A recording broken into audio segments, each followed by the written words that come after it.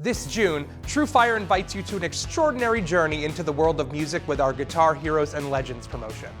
Join us as we celebrate iconic guitarists who have shaped the landscape of music across the globe. For the entire month, immerse yourself in an electrifying series of insights, inspirations, and exclusive guitar lessons taught by TrueFire's very own legendary educators. Get unprecedented access to the techniques, styles, and secrets that have ignited stages and stirred souls. Whether you're a beginner looking for guidance or an experienced guitarist seeking deeper understanding, this is your unique opportunity to learn from the best in the business. This celebration of music and mastery will not only educate, but inspire you to find your unique sound and perhaps become a legend of your own. Stevie Ray Vaughan was a force to be reckoned with in the world of blues guitar. His virtuosic playing and intensive stage presence captivated audiences, earning him a place among the all-time greats.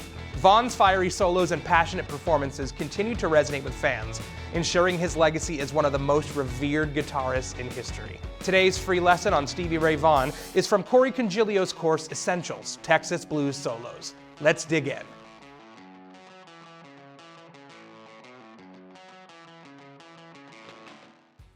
All right, let's break down this solo, kind of a ballad in the key of G, Stevie Ray Vaughan inspired. Starts right around this G chord, because that's the first chord of the progression, with this little great double stop, very Hendrix inspired. So what I do is I bar the third string, first two strings, third fret, first two strings, and I hammer on the second string, so it's that D to the E move. And what I do with this little third sound here, this B and this D note, is I slide it in by picking it once, and then what I do is kind of bring it back without slide it again without picking it. Excuse me. Then I answer it. So I slide kind of anywhere, from anywhere, to the 7th fret, to the A, G, 4th string. Now we're on the 7th and 5th frets.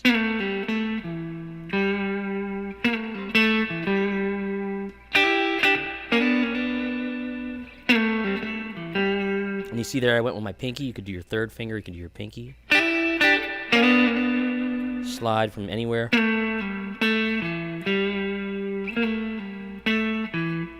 it's going to be 7th fret, pull off, 5th fret, 7th fret, 5th string, back to the 5th string, and then your root note. And then that goes again.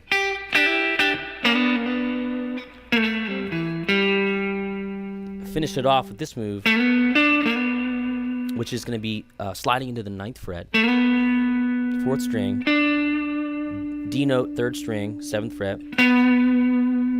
Cool little lick here.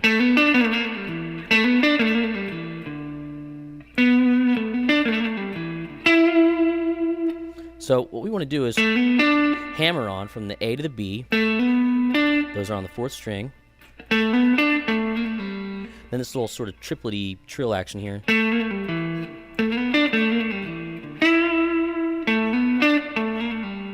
That pulls off to that G, E, D, to an E. Because what's happening at that point is the E minor chord is there.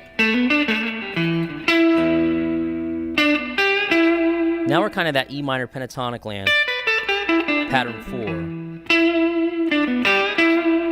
So E, D, B, G, E. Then we're staying in that minor idea with kind of like a pattern 5 idea. I really like that.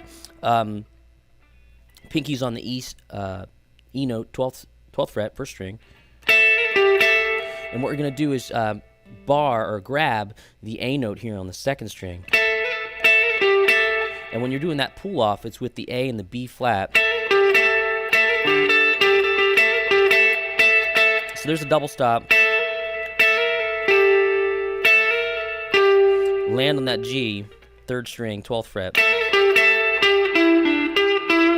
So it's G, E, D, G, E, because there's that scale.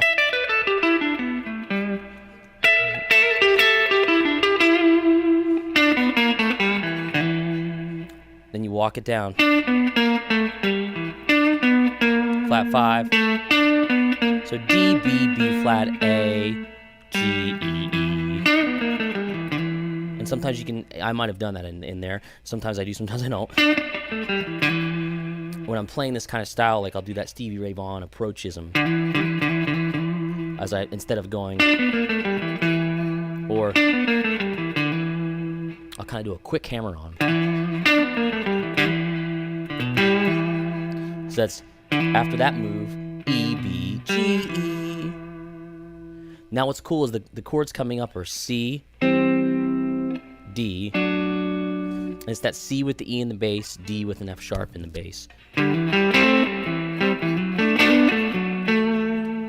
Really Hendrix inspired, but hey, Stevie Ray Vaughan used it all the time, and that was he was like kind of the more modern blues Hendrix version, maybe not as psychedelic, but he did so much of that in his ballad playing. So we're gonna hammer on from D to E, G, and we're gonna do this kind of double stop hammer on, which is G to A, and we're gonna play C and G. Now we're getting an A and a C here, but sometimes that E note will ring out. And finish it off with that E to G move. E, G. Then we're going to go to a D chord, same idea. It's D, F sharp, A, hammer on, grab the 4th and 3rd strings.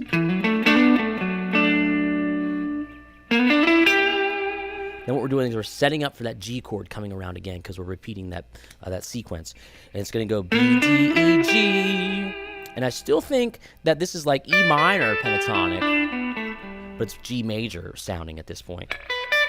So really target those G notes. Bend it once on the A note here, 2nd string, 10th fret. Play it once, and then bend it without using the pick. Go to pattern 1, G major or E minor, however you want to think about it. So if I'm coming out of that, let's set that up.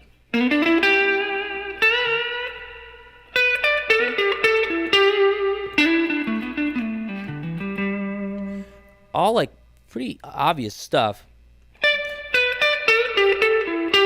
That lick is just B, E, B, D, bend on the A, come down, but release onto the G. Back to the A, E, G.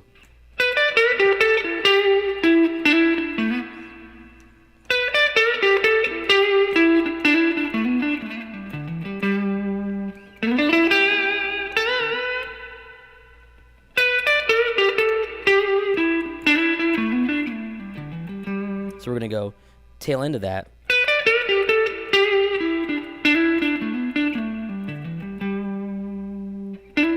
To the E, A, slide back, A, G, hammer on from E to D, 6th string, 10th and 12th frets, and land on the G, because that works right over that G chord. Now we're going to play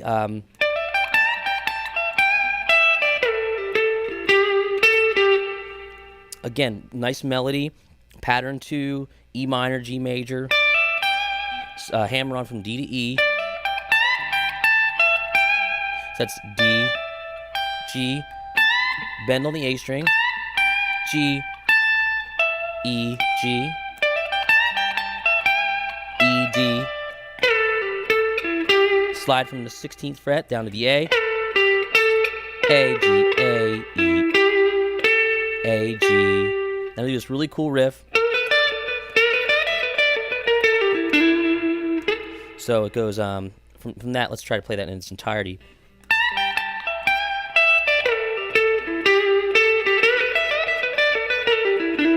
So kind of a typical blues bend, but now it's over that E minor chord in the progression. And I use my 2nd finger to grab the A. So we're going to bend.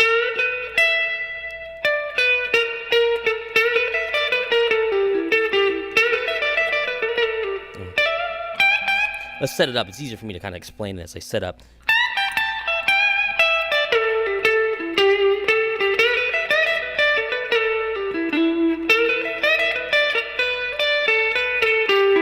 Very important that we get this because it'll be more fluid that way if we use our third and first fingers.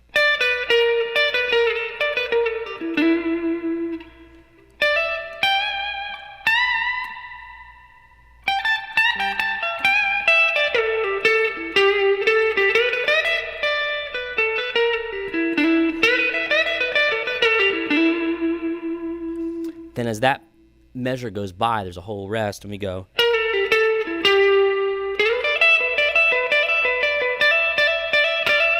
Again, still very pentatonic, and we slide into pattern 2 for that.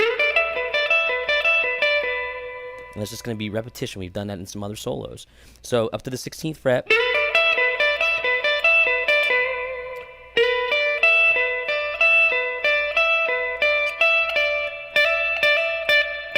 And there's that quick hammer on I was talking about before. 16 or 15 to 17. Okay. That's the second to last lick coming up. Still E minor pentatonic or G major.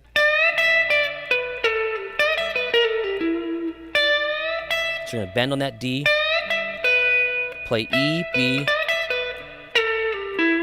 As we slide back, we're going to do kind of a 15-14 slide. Tail end of that lick is just 12, 14, 12. So G, E, D, B, A, B.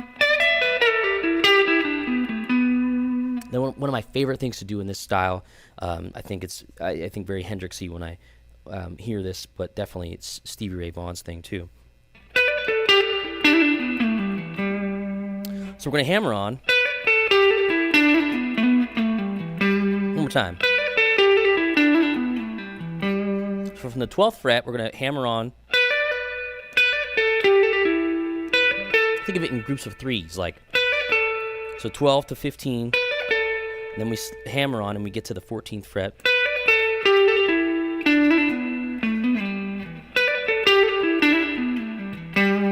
So there's our hammer-ons. Okay.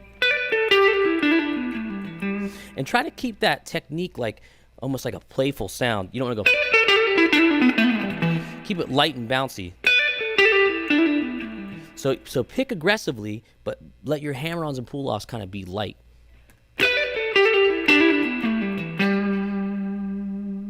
And there's that whole like melodic ballad solo in the key of G that, you know, it's far from a blues, but it's got so many blues riffs in it.